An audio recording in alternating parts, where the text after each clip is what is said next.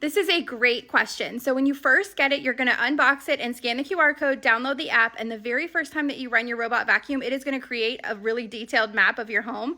It measures exactly all of the rooms and the furniture so that it knows where everything is. You can go within the settings in the app to create no-go zones. So if like I want to keep it out of my daughter's room because there's toys all over, I can do that. You can set it on a schedule.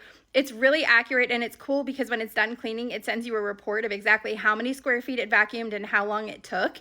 I did just check and it is still in stock and it is still only $96. So I will link it in the orange shopping cart for you.